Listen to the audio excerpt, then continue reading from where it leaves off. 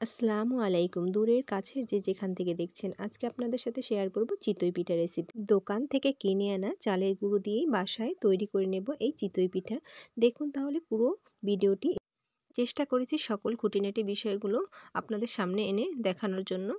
তাহলে চলে যাচ্ছি পুরো প্রস্তুত প্রণালীতে। নিয়ে নিলাম একটি বোল, এর মধ্যে আমি নিয়ে নিচ্ছি বাইরের দোকান থেকে কিনে আনা চালের গুঁড়ো 2 কাপ পরিমাণে। এবার আমি এর মধ্যে 2 কাপ কুসুম গরম পানি অ্যাড করব। একে 2 কাপ পানি আমি অ্যাড করে নিচ্ছি। যে যেখান থেকে দেখছেন আপনারা অবশ্যই পুরো ভিডিওটি দেখবেন, তাহলে আপনারা পারফেক্ট তৈরি করে নিতে পারবেন। এবার আমি চামচের সাহায্যে নেড়ে নিচ্ছি আর পরিমাণ অনুযায়ী লবণটা অ্যাড করবেন। আমি এখানে পরিমাণ অনুযায়ী দিয়ে দিলাম। এখানে আমি 1 টিস্পুন অ্যাড করেছি।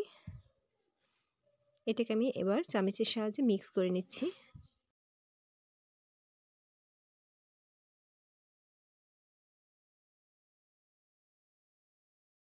এখানে আমি যে কাপের চালের গুঁড়ি নিয়েছি সেই কাপ অনুযায়ী আমি পানিটা অ্যাড করেছি। একটু ঘন মনে হতে পারে, কিন্তু একটু পরে আর থাকবে না। এটাকে আমি ঢেকে রেখে দেব 10 মিনিটের মতো। 10 মিনিট পরে আমি ফিরে আসছি। 10 মিনিট হয়ে গেছে। এবার আমি ঢাকনাটা তুলে দেখিয়ে দিচ্ছি। এই যে এরকম হয়েছে। এবার আমি এটাকে ব্লেন্ডারে দিয়ে একটু ব্লেন্ড করে নেব। আপনারা চাইলে হ্যান্ড ব্লেন্ডার দিয়েও এটাকে ব্লেন্ড করে নিতে পারেন। এটাকে আমি ব্লেন্ডারে নিয়ে নিয়েছি। এবার ব্লেন্ড করে বাটির মধ্যে ঢেলে নিলাম। দেখুন এরকম হবে বেটারটা। এই যে দেখিয়ে দিচ্ছি। এখন আর ঘনত্বটা নেই। এবার আমি চুলোয় একটি লোহার চিতই পিঠার সাজ বসিয়ে দিলাম। এর মধ্যে দিয়ে দিয়েছি সামান্য পরিমাণে একটু তেল। দিয়ে আমি একটি কাপড়ের সাহায্যে, পরিষ্কার কাপড় নিয়ে নিয়েছি, এটার সাহায্যে এভাবে মুছে মুছে নিচ্ছি। চুলার আঁচটা মিডিয়াম টু লোতে রেখে এটাকে করে নিতে হবে। চিতই পিঠার শাঁসটা যাতে ভালোভাবে গরম হয়, এরকম ধোঁয়া উঠবে, এরকম অবস্থা এসে গেলেই এর মধ্যে আমি বেটারটাকে দিয়ে দেব। দেখুন আমি বেটারটাকে দিয়ে নিচ্ছি। একে একে আমি পুরো শাঁসটার মধ্যে বেটারটা দিয়ে দিচ্ছি।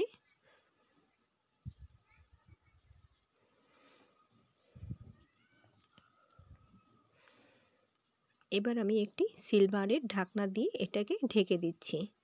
ঢেকে 2 মিনিট জাল করে নেব। দেখুন চুলার আঁচটা এরকম রেখে এটাকে জাল করে নিতে হবে 2 মিনিট। 2 মিনিট পরে দেখুন আমি ঢাকনা তুলে নিলাম। চিতই পিঠাটা একবারে পারফেক্ট তৈরি হয়ে গেছে। এবার আমি চামচের সাহায্যে এভাবে কুচিয়ে তুলে নিচ্ছি। এই যে দেখুন প্রতিটা পিঠাই আমি একে একে তুলে নিচ্ছি। মাশাআল্লাহ চমৎকারভাবে তৈরি হয়ে গেল আমার পিঠাগুলো। এবার আমি এগুলোকে তুলে নিচ্ছি। দেখুন আমি পিছনটাও দেখিয়ে দিচ্ছি। এই যে দেখুন কতটা পারফেক্ট তৈরি হয়েছে। মাশাআল্লাহ আমার পিঠাগুলো দারুণ হয়েছে। এবার আমি সবগুলোকে তুলে নিচ্ছি। এবার আমি শাঁসটাকে ওই তেলের কাপড়টা দিয়ে ভালোভাবে একটু পানি লাগিয়ে মুছে নেব। দেখুন এভাবে ঘুরিয়ে ঘুরিয়ে মুছে নিতে হবে। প্রতিটা পিঠা দেওয়ার আগেই এরকম মুছে নিতে হবে। এর মধ্যে এবার বেটারটাকে দিয়ে দিচ্ছি। সবগুলো ছাঁচে আমি বেটারটাকে দিয়ে নিচ্ছি। এবার ঢেকে দিচ্ছি।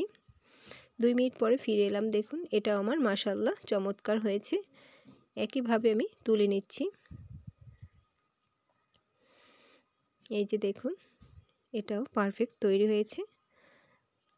একে একে আমি সবগুলো তুলে নিলাম। এই যে আমার সবগুলো ভাজা শেষ। এবার আমি সাইডে নিয়ে নিলাম একটু খেজুরের গুড়। এটাকে আমি দেখিয়ে দিচ্ছি। দেখুন এরকম আমি খেজুরের গুড় নিয়েছি। এর মধ্যে দিয়ে দিচ্ছি ফ্রেশ নারকেল কোড়া।